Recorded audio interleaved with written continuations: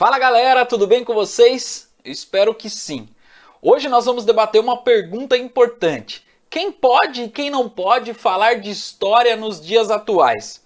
Essa pergunta foi escolhida a dedo por conta que alguns youtubers vêm ganhando as redes e a mídia de streaming falando sobre o tema. E, consequentemente, muitos cientistas se sentiram prejudicados porque esses youtubers não têm formação na área para falar sobre esse tema. O outro ponto que também é importante é que muitos estudantes do ensino à distância acabam complementando a sua informação, seja para passar no vestibular, para tirar nota numa prova, ou, obviamente, para se informar, acabam recorrendo a esses canais. Vamos tentar responder essa pergunta? Antes da gente se aprofundar no tema, eu pediria para que você se inscrevesse no meu canal e ativasse o sininho para receber mais vídeos como esse. Se você gostar, compartilha com seus amigos e já deixa o like no nosso vídeo. Vamos nessa?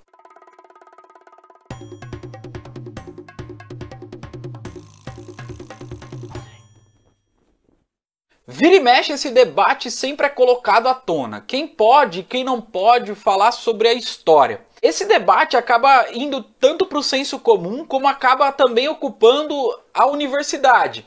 Muitos cientistas acabam ficando meio criteriosos demais, dizendo que quem tem legitimidade para falar de história é só a universidade.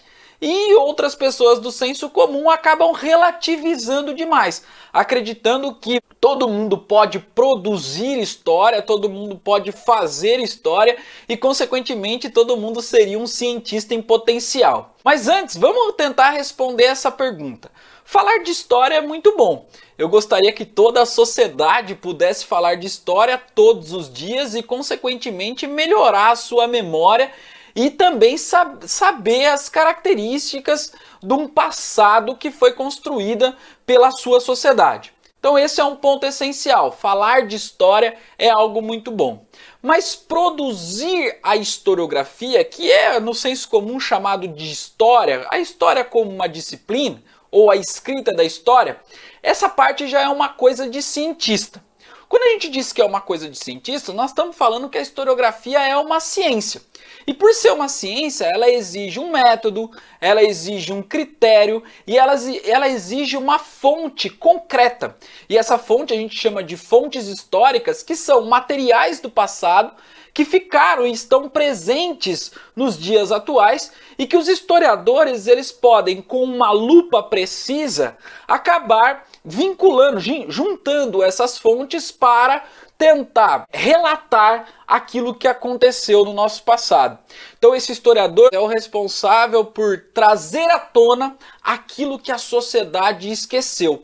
Então essa é uma tarefa fundamental dos historiadores, porque ele tem um compromisso ético com a verdade, mas essa verdade, obviamente, que ela não é absoluta, visto que, no decorrer do tempo, novas fontes históricas podem ser descobertas e essas fontes históricas elas podem complementar novos relatos, ela pode revisitar aquilo que foi produzido e novas escritas sobre o passado podem surgir. Quando a gente fala de história, e consequentemente nós estaríamos falando de historiografia, é um trabalho que demanda muito esforço dos cientistas, que demanda um método preciso e que ele tem um único compromisso.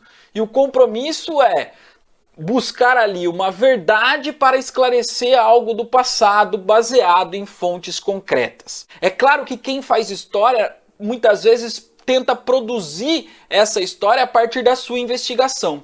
Mas esse trabalho ele não é um trabalho solitário, que ele vai buscar, através dos seus pares, mais informações sobre o tema. Assim que ele produzir esse seu relato da história, que na academia a gente chama de uma tese de mestrado, ou dissertação de mestrado, ou uma tese de doutorado, ele também vai ser avaliado pelos seus pares. Nisso tudo existe um rigor técnico muito importante. Mas, ao longo do tempo, principalmente no desenvolvimento do século XXI, nós vimos que a produção de conhecimento ela não ficou mais reservada à universidade. A gente sabe que com a especialização do trabalho, todas as coisas ficaram muito especializadas. Ou seja, elas passaram a ser muito pontuais. um ponto acabou sendo dividido em vários pontos. E a história também passou, consequentemente, por essa especialização, assim como o conhecimento científico. Se antes, há 200, 300 anos atrás, nós tínhamos cientistas que falavam brilhantemente de biologia, de física, de ciências da natureza, de ciências históricas, eram também filósofos, hoje a gente não vê mais esse tipo de pessoa que consegue falar brilhantemente sobre todos esses temas. A partir da especialização do trabalho e, consequentemente, a especialização do conhecimento, a universidade passou a ser um espaço reservado da produção desse conhecimento científico. As pessoas no seu dia a dia acabam por não ter contato com a ciência, por não ter contato com a universidade e não saber o método de análise desses trabalhos, questionando, que é até legítimo você questionar um determinado conhecimento. E esse questionamento, ele acaba desembocando, inclusive, numa deslegitimidade de autoridade. Ou seja, você não reconhece o método, consequentemente você acha que quem fala pode ser qualquer um. Basta a pessoa ser reconhecida por um ou mais grupos e, consequentemente, ele estaria falando a verdade. E isso a gente vê aqueles conteúdos produzidos nas redes sociais, onde o número de likes, o número de compartilhamento ou o número de visualizações acabam construindo uma autoridade daqueles que falam. E aí é um grande problema para nós que estamos falando de ciência. Porque nem sempre essas pessoas que têm muitos likes ou que têm muitos compartilhamentos, elas são uma autoridade legítima para falar sobre o assunto. O que eu quero dizer é que as pessoas que detêm essa autoridade são reconhecidas por outras pessoas que produzem particularmente o mesmo conhecimento que ela, acabam reconhecendo que o método que ele produziu é um método que tem fundamento. Essas autoridades que são construídas nas redes sociais não têm esse fundamento dos pares que mergulham no conhecimento científico. A autoridade é construída a partir do número de visualizações. E por não estarem habituadas a discutir esses conhecimentos científicos e entender o método de análise, acabam cometendo erros crassos, ou erros de metodologia, ou então ela fica até muito absorvida por demais interesses. Então, como esses likes acabam gerando também monetarização, acaba gerando fama, acaba gerando alguma relação de status, compromisso com o método científico, que é um método doloroso, que é um método que demanda muito tempo, acaba sendo deixado de lado.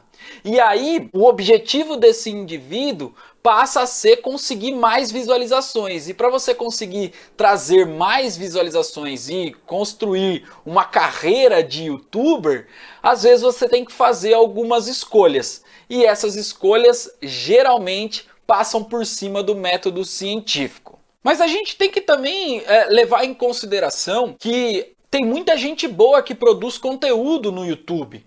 O YouTube é uma ferramenta a mais que pode ser muito importante para a formação dos indivíduos. No entanto, nós temos que tomar muita cautela. É fundamental que as pessoas busquem também saber quais são as fontes daqueles que estão falando no YouTube. Geralmente um vídeo bastante criterioso, ele corresponde, ele tem na descrição dele algumas fontes históricas.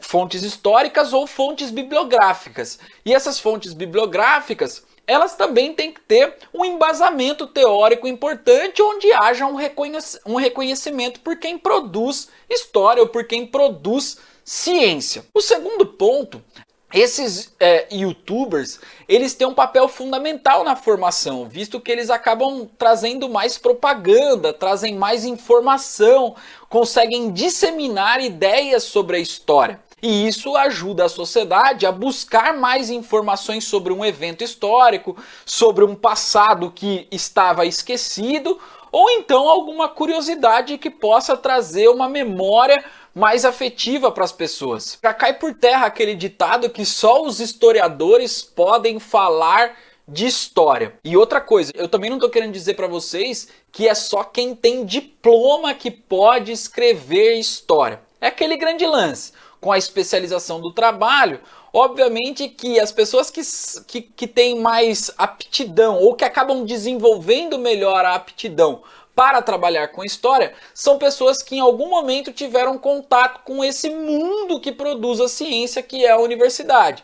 Então, consequentemente, é mais fácil você encontrar um historiador hoje, né, que venha da universidade do que fora dela, né? Ou seja, um historiador autodidata, o que é muito difícil. Um outro ponto importante é que a história como disciplina, ela é uma ciência como a física, como a biologia. E existe todo um rigor para ser trabalhado. A gente acaba produzindo não necessariamente para satisfazer um ego ou para legitimar uma ideologia política, ou então para satisfazer algum poder político. O que a gente faz é produzir conhecimento, doa a quem doer. Só que você deve estar perguntando se nós somos imparciais. Nós precisamos buscar a imparcialidade.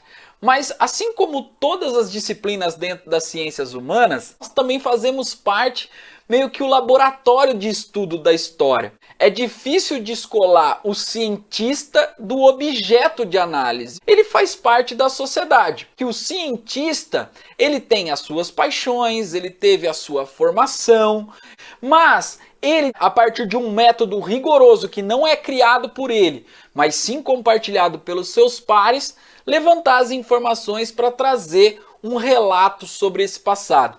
O que não pode é, na verdade, você colocar a carroça na frente dos bois. O que isso significa? Você já ter uma tese formada na sua cabeça e instrumentalizar a história para reafirmar a sua tese. Mas geralmente quando as pessoas fazem isso, elas acabam sendo refutadas pelos seus pares e os seus pares acabam não dando credibilidade para o seu trabalho. Para a gente fechar esse assunto, o que eu queria dizer para vocês é que os canais de YouTube, eles são muito importantes porque eles ajudam na formação das pessoas, mas nós temos que ser muito criteriosos na investigação, na forma com que essas pessoas tratam a história, né? Principalmente quando essas histórias acabam sendo mirabolantes ou quando você acaba escutando uma curiosidade que não tem muita fonte histórica. Então é fundamental que nós sempre busquemos as fontes históricas daqueles que nos falam. Pensando nisso, se você gostou desse vídeo, né, e quer que a gente continue produzindo aqui coisas sobre a história e falando um pouco sobre historiografia, sobre fatos históricos, sobre características da sociedade brasileira, dê um like no nosso vídeo, se inscreva no canal, envie para os seus amigos, ative o sininho. E nos vemos numa próxima. Um forte abraço para vocês. Valeu!